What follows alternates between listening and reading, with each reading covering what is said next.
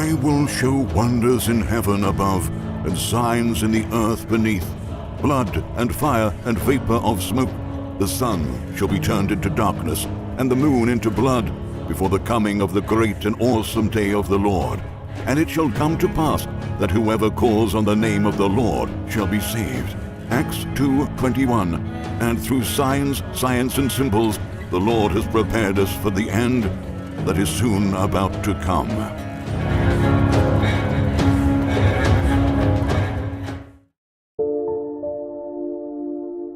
So from the last 2 weeks, we now understand Christ has the value of pi, and the Father has the value of alpha, and the Son has the value of pi because pi is the narrow gate. As he said, I am the way, the truth, and the life. John 14:6. And as we recall from the laws of geometry, circumference is equal to pi times diameter. And it is only through the infinite and transcendental value of pi that the circumference, that is the path back to the Father, can be completed. For the Son of God and the Son of Man is the narrow gate, which is equal to the value of pi. For as the Son confirmed, no one can return to the Father except through me. John 14:6.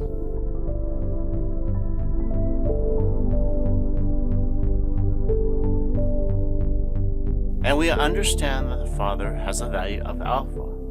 For as we know, the Father is the Alpha, the first whose name and value is equal to 1. For as God said, I am the Alpha, the beginning. Revelation 1:8.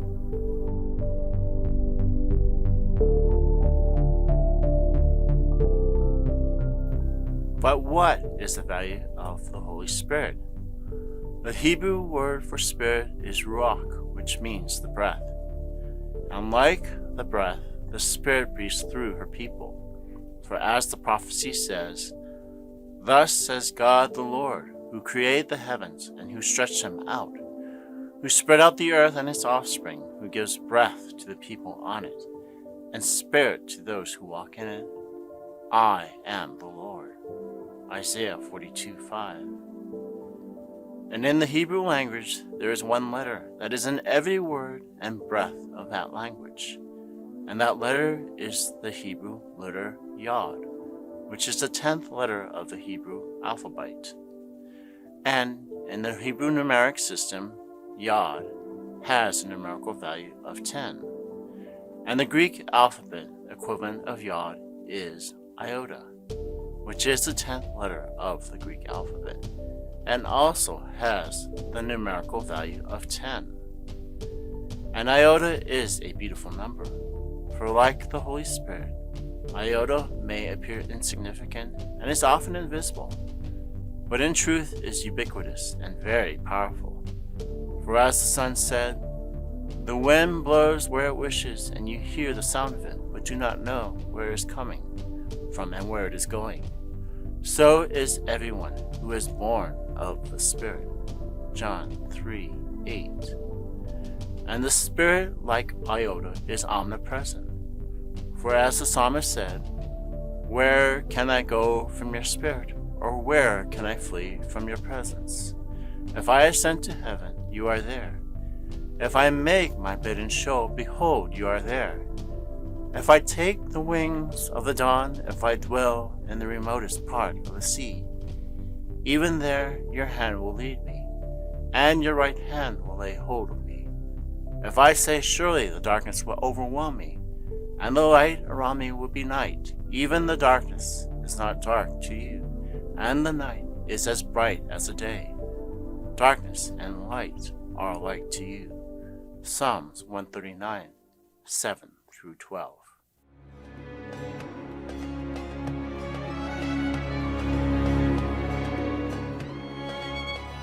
Iota may be the smallest letter of the alphabet, but as we said earlier, in Greek numeration, Iota has the powerful value of 10. The number 10 symbolically represents perfection, and the Holy Spirit is perfection. For the Spirit makes God's servants perfect. As it says, You have come to Mount Zion and to the city of the living God, the heavenly Jerusalem, and to myriads of angels, to the general assembly and church of the firstborn, who are enrolled in heaven, and to God, the judge of all, and to the spirits of the righteous made perfect. Hebrews 12:22 through 23.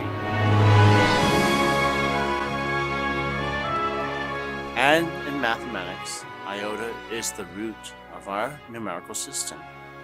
The reason for this choice is assumed to be that humans have 10 fingers or digits, and it is through the fingers of God that we complete His good works. For as it says, "Blessed be the Lord my rock, who trains my hands for war and my fingers for battle." Psalms 144:1.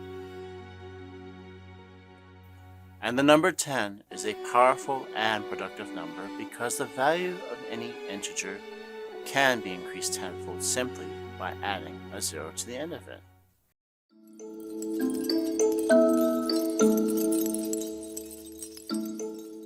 And the Spirit fills the prophets with great power.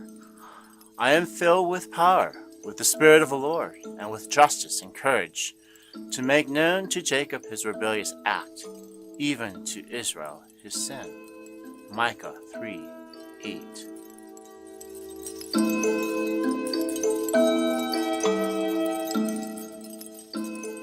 And the Spirit transcends all nations, for even the Chinese numerical symbol for 10 is a cross. And of course, the number 10 has been repeated throughout the history of God. For the Israelites were instructed to give 1/10 of their produce to God.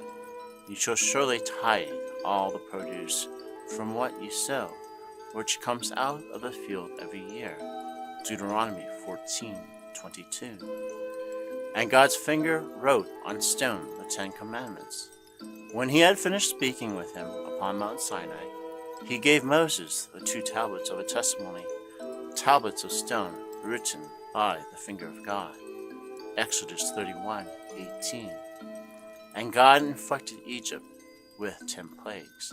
Exodus 7-11. Therefore, just as iota represents the numerical power, perfection, and productivity, the Holy Spirit represents godly power and perfection and spiritual productivity. In other words, the gifts of the Spirit produce great power through the fruits of our labor. For our gospel did not come to you in word only, but also in power and in the Holy Spirit. 1 Thessalonians 1:5. Iota is also used as a marker of pronunciation by diphthongs. Before the development of the classical Greek alphabet, there was no way of distinguishing between long and short vowels. Thus, diphthongs or iotas were added to the words to distinguish the pronunciation of these vowels.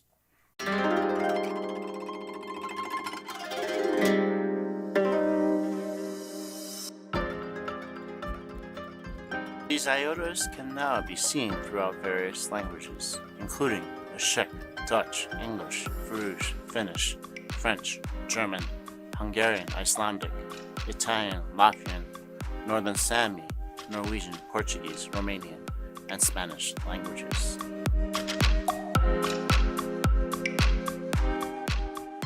So just as the iota has ubiquitously influenced the pronunciation of many languages, so has the Holy Spirit ubiquitously penetrated the voice of all the nations.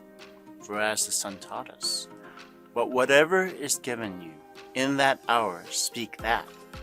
For it is not you who speak, but the Holy Spirit. Mark 13:11. And when the Son left, he sent us the Holy Spirit.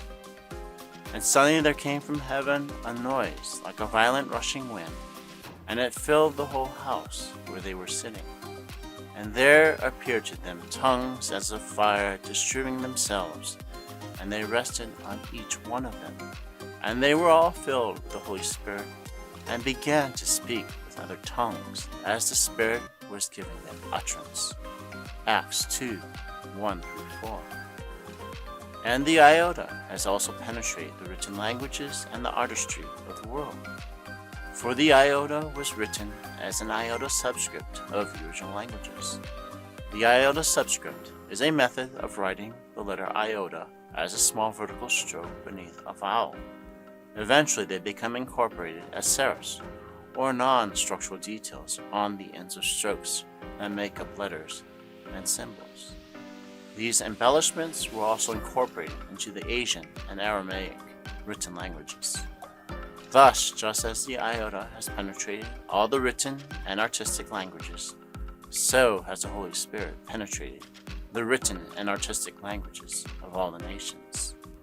And I have filled him with the Holy Spirit of God in wisdom, in understanding, in knowledge, and in all manner of workmanship, to design artistic works, to work in gold, in silver, in bronze, in cutting jewels for setting, in carving wood, and to work in all matters of workmanship.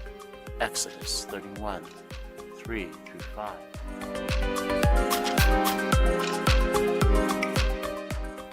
And like the letter of the languages of the nations, our hearts have become the letter of the Spirit. You are our letter, written in our hearts, known and read by all men, being manifested that you are a letter of Christ, cared for by us, written not with ink, but with the Spirit of the living God, not on tablets of stone, but on tablets of human hearts. 2 Corinthians 3:2-3.